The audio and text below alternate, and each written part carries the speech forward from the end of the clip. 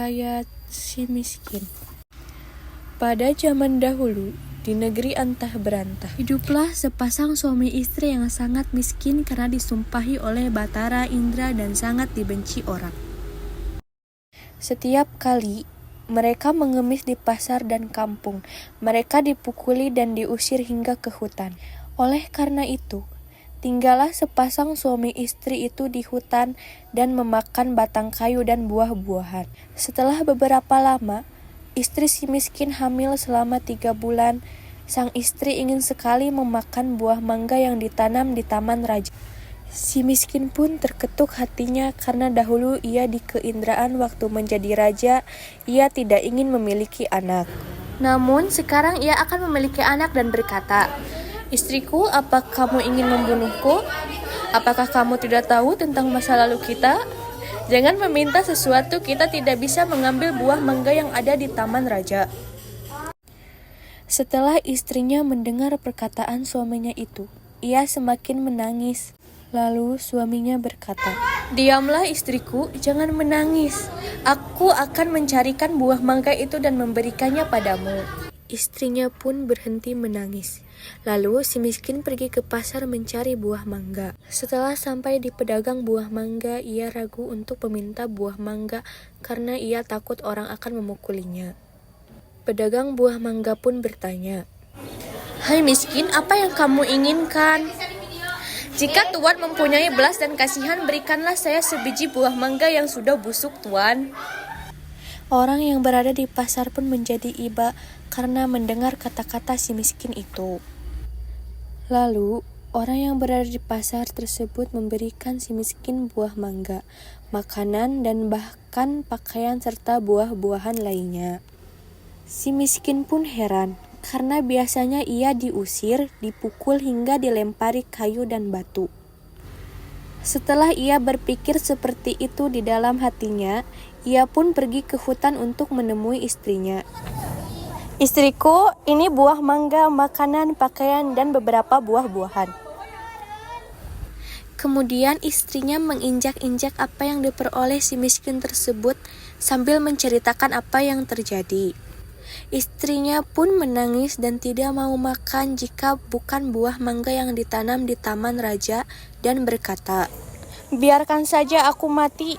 Si miskin pun sangat terpukul melihat perbuatan istrinya. Kemudian ia pergi menghadap Maharaja Indra Dewa yang saat itu sedang mengadakan pertemuan raja. Lalu ia masuk ke dalam dan Baginda Raja pun berkata, "Hai miskin, apa yang kamu inginkan?"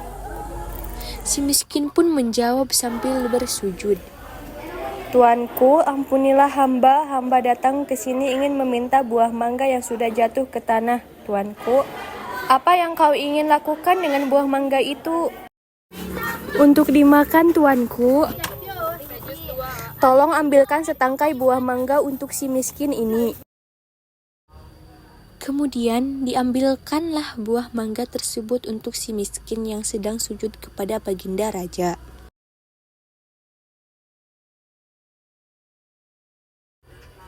Setelah itu si miskin pun berjalan pulang ke rumahnya.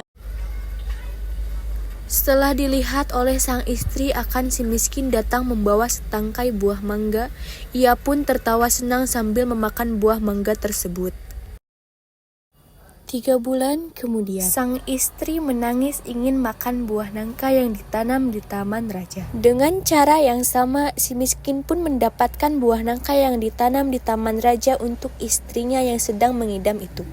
Selama istri si miskin hamil, banyak makanan, pakaian, beras, dan peralatan yang diberikan kepadanya. Pada waktu yang baik dan tepat, pada malam hari 14 bulan itu, bulan bersinar terang. Kemudian pada waktu itu juga istri si miskin melahirkan seorang anak laki-laki yang sangat baik dalam penampilan dan tampan. Anak itu diberi nama Marakarmah yang artinya anak di dalam kesulitan. Dengan takdir Allah Subhanahu wa Ta'ala melimpahkan kepada hambanya, si miskin pun menggali tanah untuk membuat tempat tinggal untuk keluarganya. Ketika ia menggali tanah untuk menancapkan tiang, ia menemukan telaju besar yang berisi banyak emas. Istrinya pun datang untuk melihat dan berkata, "Emas ini tidak akan habis sampai anak cucu kita, suamiku." Lia pun menjadi kaya dan membeli barang-barang kebutuhannya seperti kendi, utar-utar, pelana kuda, keris, dan sebagainya. Setelah kembali dari membeli barang-barang tersebut, ia mandi dengan jeruk nipis, menimang anaknya dan berseru, "Jika engkau sungguh-sungguh anak dewa yang ingin menerangkan wajah ayahanda ini, biarkan negeri di hutan ini menjadi negeri yang lengkap dengan kota, parit, dan istana serta menteri, rakyat, dan semua raja-raja besar." Terkabullah permintaan itu dan si miskin menjadi raja dan berganti nama menjadi Maharaja Indra Angkasa.